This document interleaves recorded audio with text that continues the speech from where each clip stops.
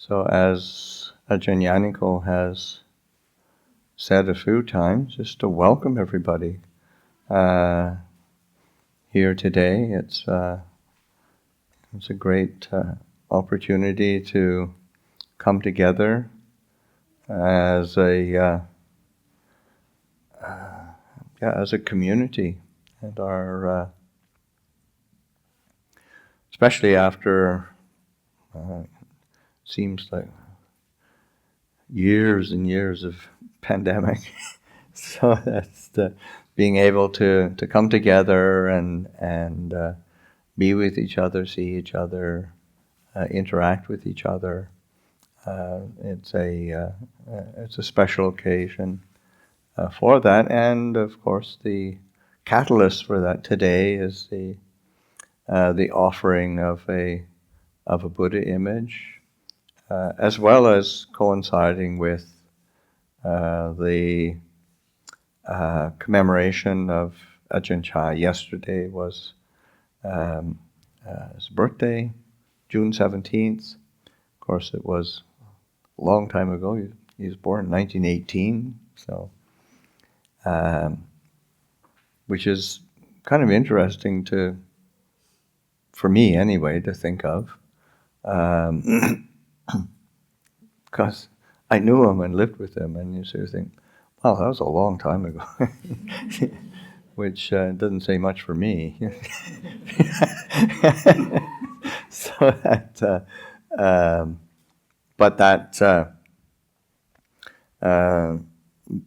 but Ajahn Chah being a presence, even after all this time, and his teaching, his example is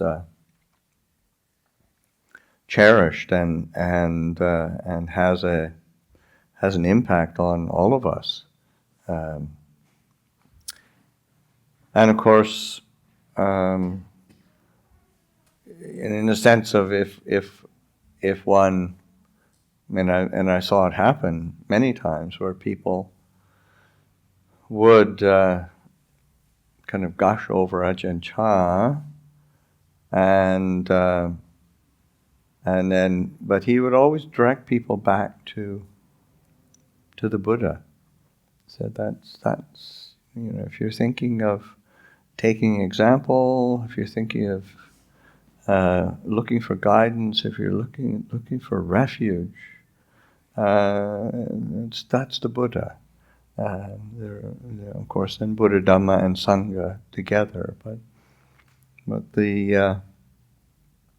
kind of the root of that is the Buddha himself, and of course the Buddha himself didn't point to himself personally. He would always point to Dhamma, to truth, and to encourage the Sangha to be representatives of that truth. But still, the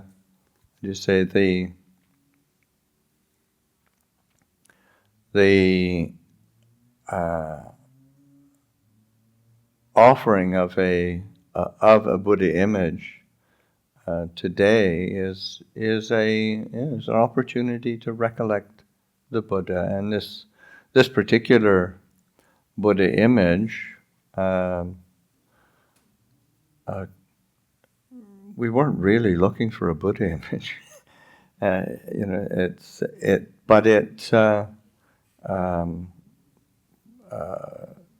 Hui saw this image in Thailand and saw the kind of the artistry of it and the beauty of it, and thought that's appropriate image for. It'd be really good if Abhay Giri had it, so that he organized his friends and family, and then, as Ajahn Ñāṇiko mentioned, even the artist himself got inspired and helped out, and then many people helped out, both here in America as well as in Thailand to help with the cost of shipping, which it was that wasn't cheap either, and it got here almost safely. It got beat up a bit in shipping, and Ajahn Ñāṇiko has just spent the last week, more than a week, 10 days, working on patching it and so that getting it back, because there are things that were broken off in shipping and that were chipped, and then there was, and I don't know how they managed to do it, but it was a substantial part of the left shoulder looked like it had been pulverized, and it was just in little tiny fragments, so that had to be rebuilt. And Ajahn Ñāṇiko was able to do that. So it looks it looks great. Being able to have the image for people to come and pay respects to. And I think one of the things, and this image is quite special in that it's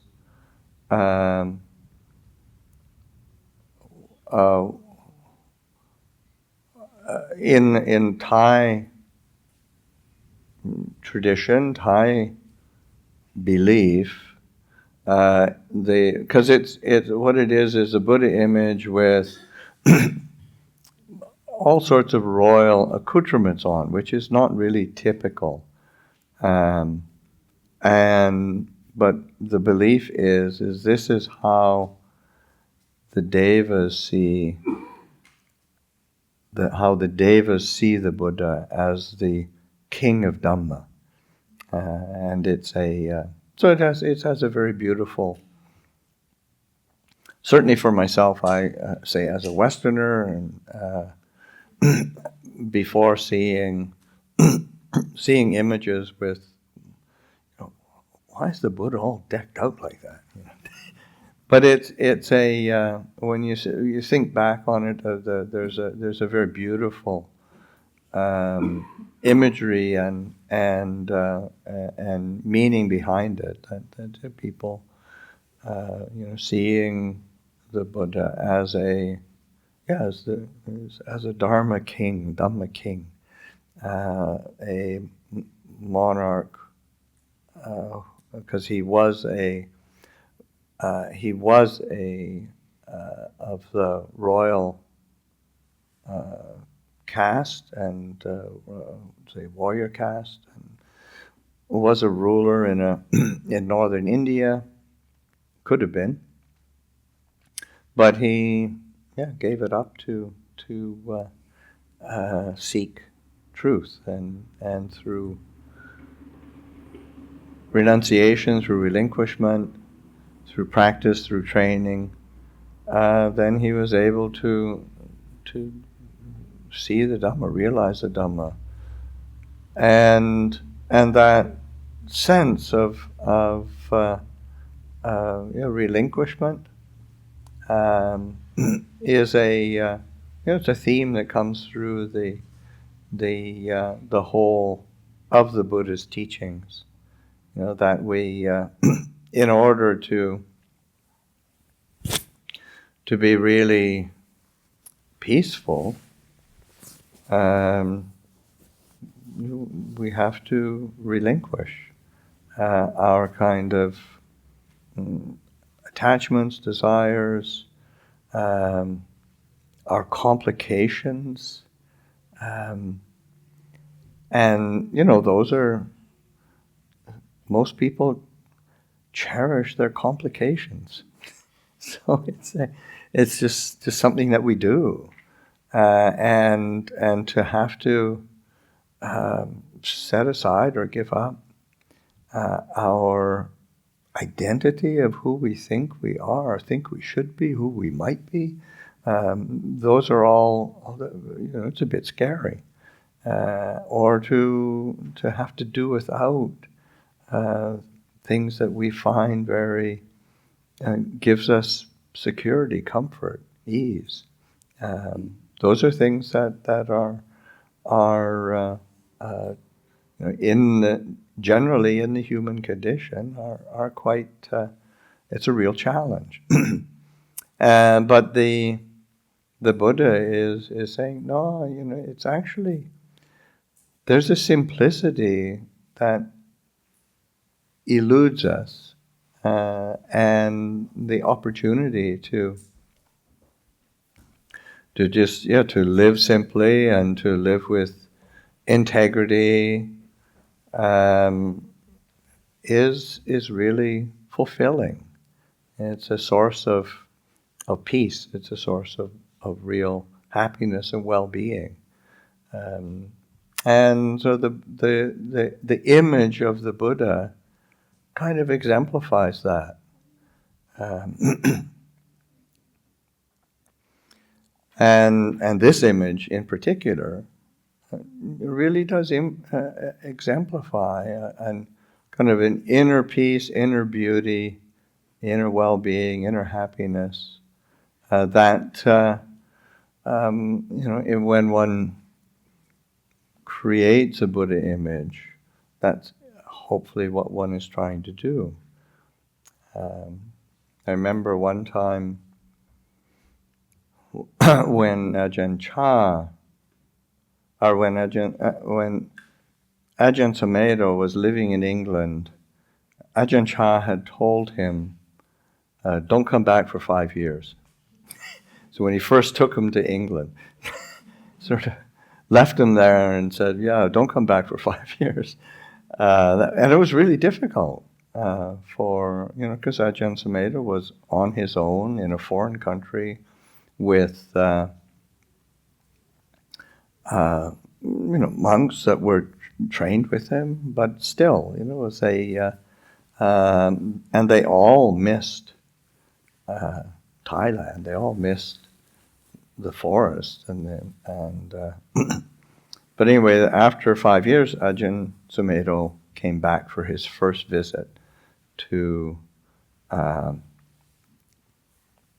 Thailand, and there were a group of people that came with him, and then people sent various offerings for Ajahn Chah or for the Sangha. But one of the things, there was an English person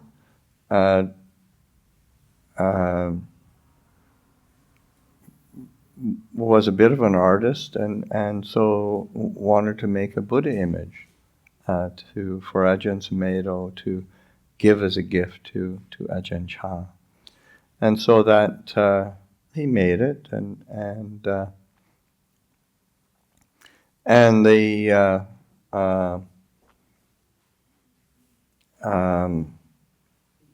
some parts of it were very nice, but still it was, it was the person's first attempt at trying to create a Buddha image, and it was very stiff, and very stiff and kind of very upright and rigid, kind of like this, and so when Ajahn Sumedho offered it, and then put it on a little table, and he was very appreciative and very gracious. But then from time to time, he'd look over and he'd get a smile, and he said,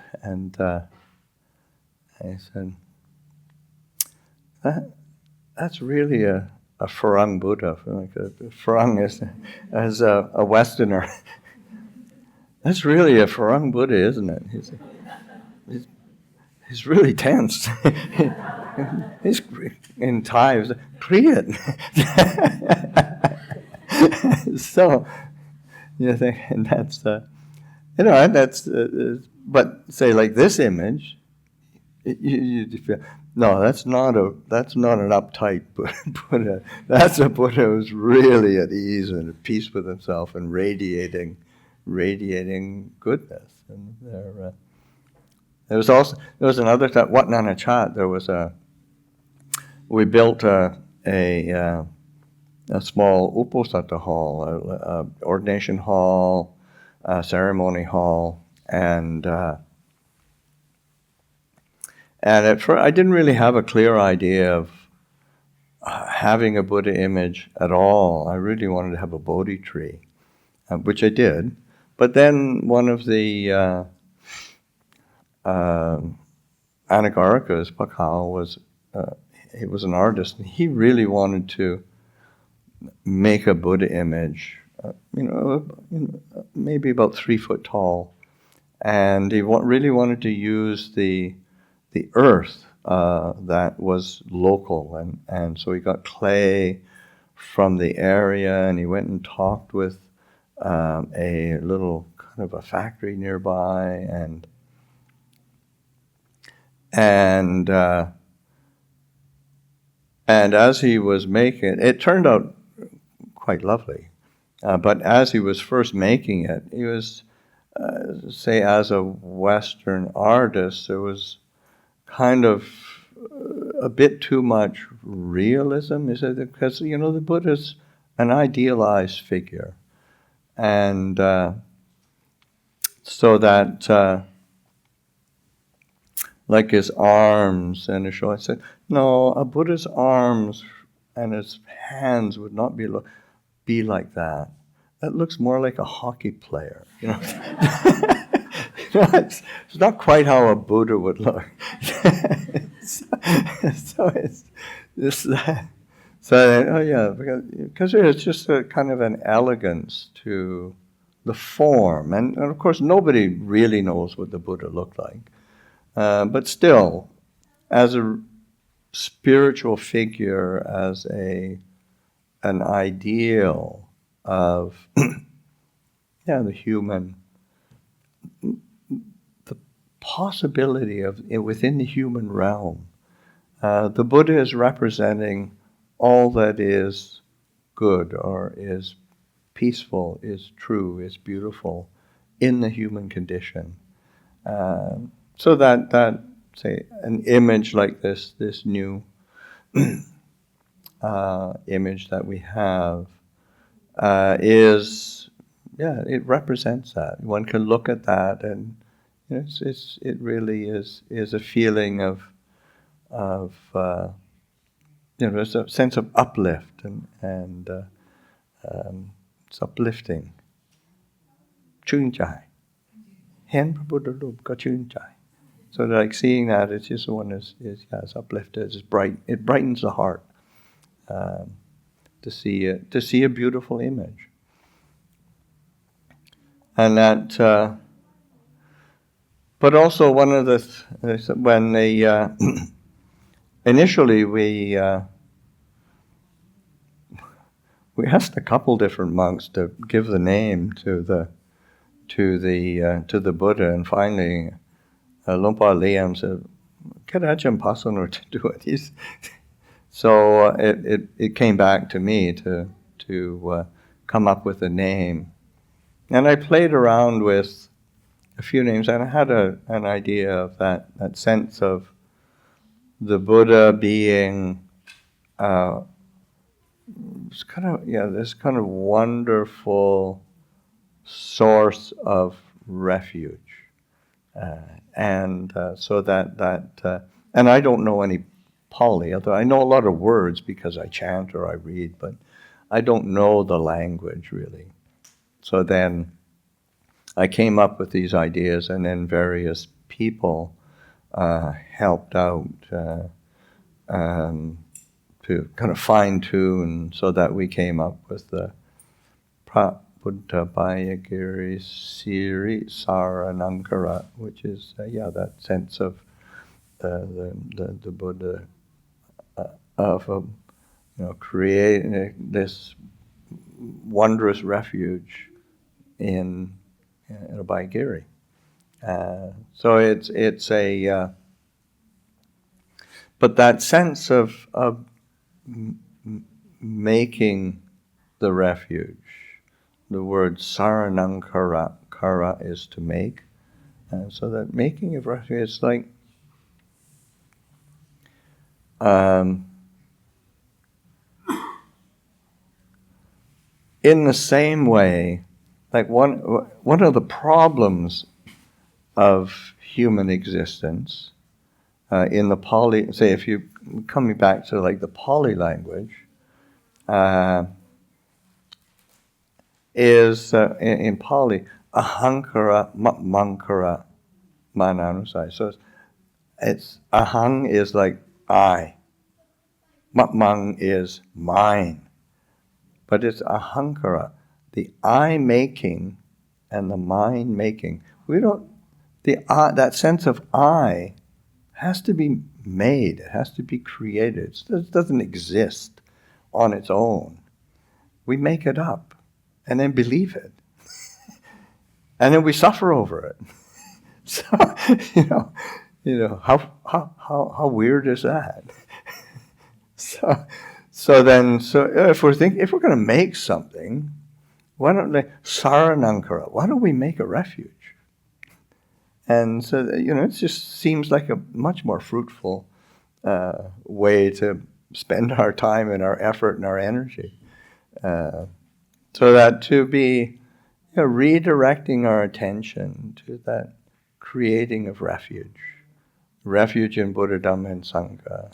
Refuge in when we say refuge in Buddha, Dhamma, Sangha, it's not just idealized out there too far. It's much more around those qualities of the Buddha as refuge, in the sense that the quality of knowing, the ability to know, to be clear, to have wisdom or to embody wisdom. Refuge in Dhamma is just refuge in truth, refuge in the way things truly are. This is not it's not a realm of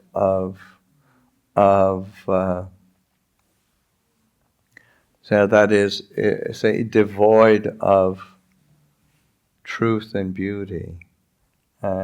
It's all around us, and we get confused and get caught up in things that frustrate us and complicate our life. But Dhamma is just this which is true, that which is real, that which is really of most benefit. And of course, Sangha, refuge in Sangha, is refuge in the practice, in the training itself. And we can do that. It's like when the very first line, when we recollect Sangha, Supatipanno Bhagavato Saraka Sangha. So like, we take refuge in the practicing well, practicing in a good way, practicing in direct way. And we can do that. So that to be reminding ourselves of that. So and that's what say like a Buddha image is not just something. It's not just a work of art, even though it is a beautiful work of art. But that's not its purpose. Its purpose is to remind us where our refuge is, and it's not just some kind of mystical entity that we ask for favors or blessings from. It's a symbol to remind us in our own heart we have a refuge, and to direct our attention to that recollection of how do we make that refuge, so that saranamkara, that making of a refuge for ourselves. And when we do that, we make a refuge for others. It's just quite natural that when people want to draw close to kind, generous, trustworthy human beings. It's quite natural. And so that we can do that, we can draw close to those qualities within ourselves. We're a refuge for ourselves. And in doing that, we're a refuge for others. We can help support each other in this human condition, which is when it's not very well lived, it can be really painful and confusing. But when it's well lived, it can be a source of great happiness, great joy, great peace. So that today I just to give my blessing and anumodana for everyone who's come. And of course there's many people who haven't come today but who have been a part of this offering of this Buddha image, and just to acknowledge that and to recollect that and to delight in that. And so just to give my good wishes to you all. Sadhu, sadhu. I don't have so much to add to that, but I'll add just a little bit. And Riep Roy,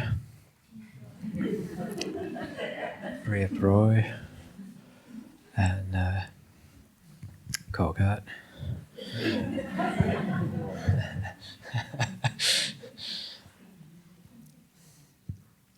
For me, this image is very special. It brings up, in my mind, it brings up Buddha Nusati, or specifically thinking of when the Buddha left home.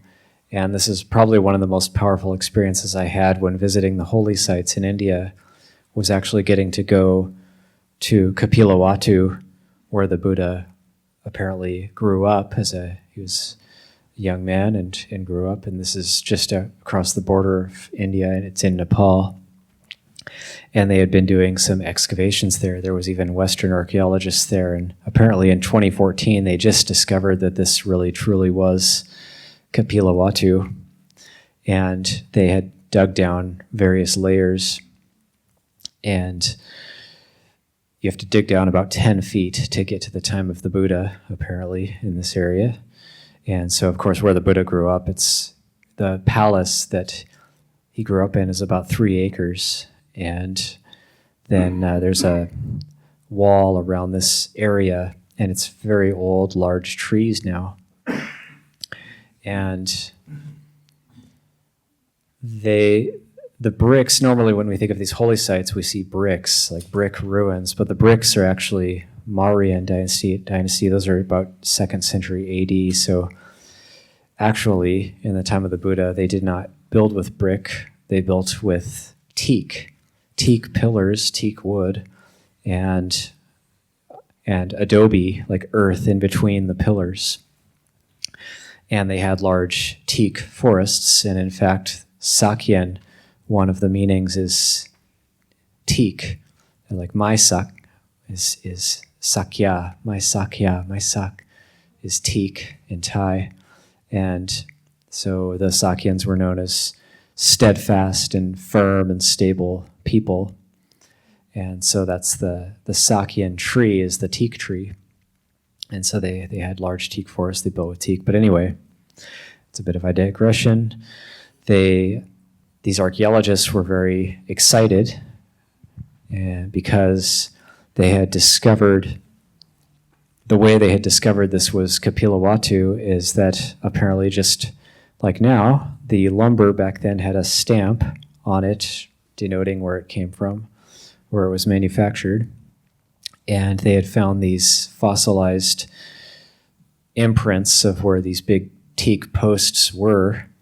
And on the bottom was a fossilized imprint of the insignia of Kapilavatthu. So they had discovered without a shadow of a doubt that this was where the Buddha actually grew up. So going there and seeing this, like my hair was standing on end, it was very powerful, just thinking that was definitely the spot where the Buddha grew up. 2,500, 2,600 years ago. And then we had a tour guide, and he took us to this other one spot, and he said, and so this spot is now known to be the eastern gate of Kapilavatthu. And the eastern gate of Kapilavatthu is the gate where the prince rode out on his horse Kantika to leave the home life and become the Buddha. And so this image brings up that image for me, which in a way that's actually his beginning, the beginning of his path to Buddhahood in his final lifetime, is that leaving of the home life. And so, as the legend goes, he rode about 90 miles. Actually, his charioteer Channa, and the prince was in his chariot, so he was being pulled by this horse. And as he's going out into the countryside toward the Anoja River, where it's the boundary with the next state, so he's leaving Kosala and going into Magadha. He's going to go into the next state over, where he can't be pursued by his own people, his own armies. And as he's going out into the countryside, he's throwing off all of his adornments and his necklaces and his earrings, and he's throwing off all of these trappings of royal life, his rings, his bracelets, and then finally when he gets there, he takes his knife out and cuts off his beautiful long hair, and then dons the ochre robe and goes forth as a samana, as a seeker.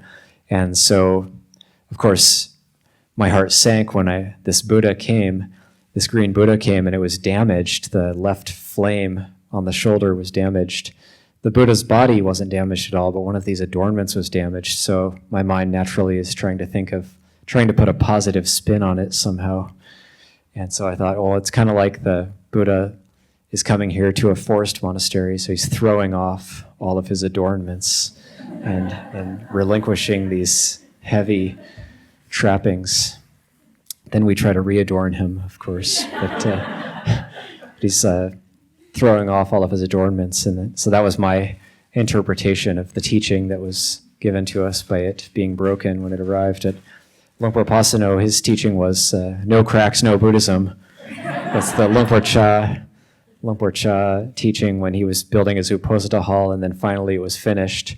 And when they were doing the consecration ceremony for it, there was already a crack, and somebody pointed out to him, and he said, "No cracks, no Buddhism." So that's a very apt teaching. That's Luang Por Chah's teaching for this as well. So those are just a couple of recollections that I had to add. Also to add that Ajahn Hingsako is here with us today, and I'm very, very happy. He's a good friend from the early days at Abhayagiri, and we're not going to have him give a talk. We're giving him a break. He gives a lot of talks. When you're an abbot, you give a lot of talks. So as a visiting abbot, he'll give a morning reflection tomorrow, but not no talks. But yeah, I just thought we'd have those reflections as well, and just to thank everybody for the generosity and making the effort to come out today. Sadhu. And I'll leave it there.